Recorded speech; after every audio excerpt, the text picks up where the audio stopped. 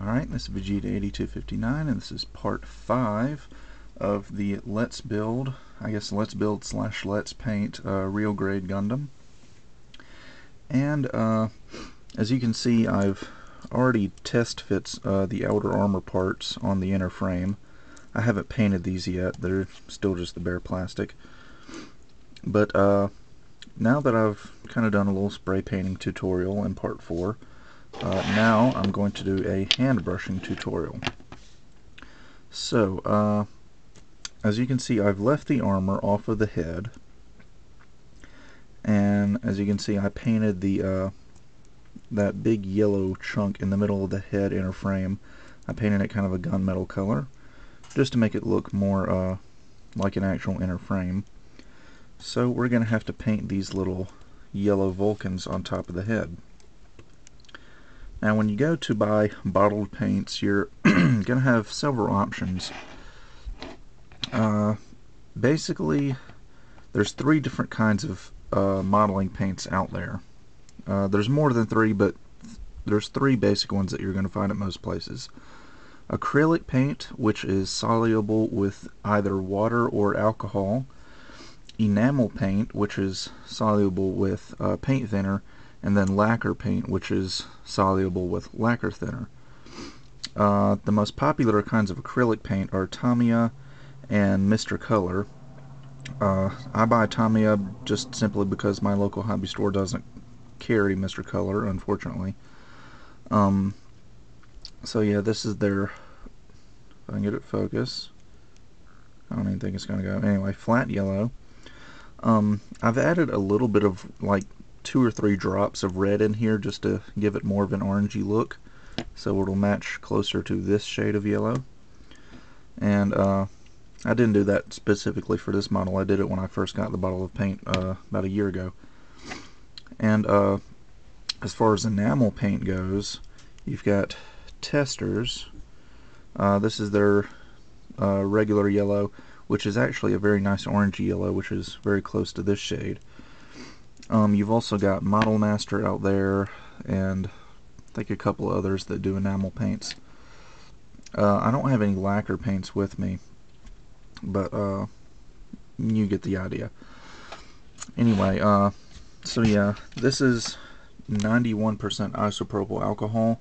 This big bottle right here only cost $1, so alcohol is pretty cheap, and that's what Tamiya thins out with. Let's see, other acrylic paints, like the kind you would get at Walmart or Target in your craft section, those are probably going to thin with water. So just before you start painting on a model, get some alcohol and some water and test and see which one it's going to thin with, just so you're 100% sure. And trust me, if you take a acrylic paint that's supposed to be thin with water and try it to thin it with alcohol, you'll know that something's gone wrong, because it'll get all chunky and gooey and it'll just look really bad. Let's see, I'm actually not sure. I think that you can thin Tamiya with water as well, but I haven't tried. I always just thin it with alcohol, just because alcohol dries faster. And then I've got a big dirty bottle of paint thinner here that I've had for years. This is actually just my brush cleaning bottle. As you can see, it used to say brush cleaner right there. And if you were to look inside, it would look really, really nasty. That's because I just wash all of my brushes in there.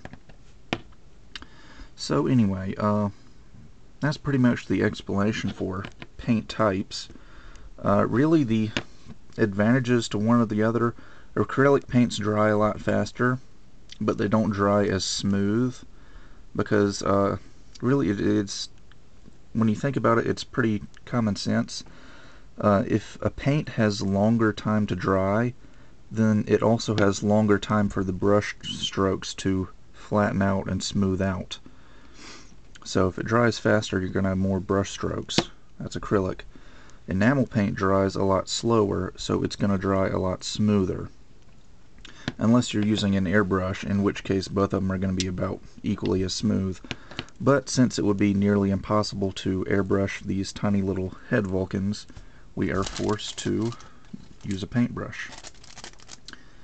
Now this is the smallest paintbrush I have. It's a tiny, tiny little brush that I got at Hobbytown. And I think I'm going to go with enamel. So, just open this up. And usually I don't even dip my brush in here. I just get my paint out of the bottom of the cap. And we'll just take a little bit of paint. I've got a hair on the end of my brush. I hate it when that happens. Anyway, do that. And just very carefully paint in those little head Vulcans.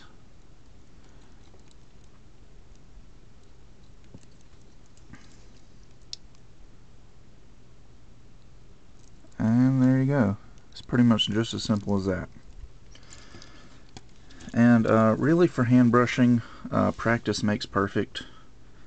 You're really going to need a steady hand for small detail stuff like this. So if you have shaky hands, just practice. Just practice and try to, calm your hand down and just get your hand as steady as possible and just, do it until you're satisfied with your work. Because really,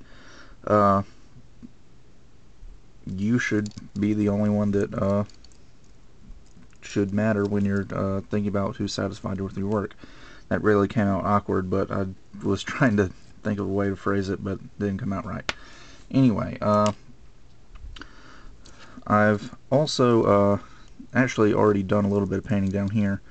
I mentioned earlier that some of these armor parts had inner frame attached to the armor, like right here. As you can see, you've got armor here, and then it's got like some inner frame stuff attached to it, as well as on this back piece. And over here I went ahead and painted those inner frame parts black. And what I'll do is I'll probably go in with some gold and silver paint. This is just Testors Silver, and this is Model Masters, well, it used to say brass right there, but it's kind of rubbed off. This is a very, very nice gold I found. I got it at Hobbytown, USA, and yeah, this is basically the same color that I use on all my kits for the inner frame to do like little pipes and stuff like that. So anyway, I'm going to be using the same hand brushing technique I just showed you and just putting in some little details, like maybe that little circular thing right there I'll do brass. Maybe these two little bolts right here I'll do silver. I don't know, just whatever I feel like doing. And then let's see, I don't even really know what I have planned for part 6, because I've done a spray painting tutorial. You guys let me know whether you want me to actually show me spray painting the outer armor, because I just did a tutorial spray painting the inner frame, and I feel like doing another one for spraying the armor would be redundant. So if that's the case, I may just skip that, and then after I've done everything, I might just come back and do a water slide tutorial, which would be the next step after painting. So just let me know that in the comments section. And with that, I will see you guys next time.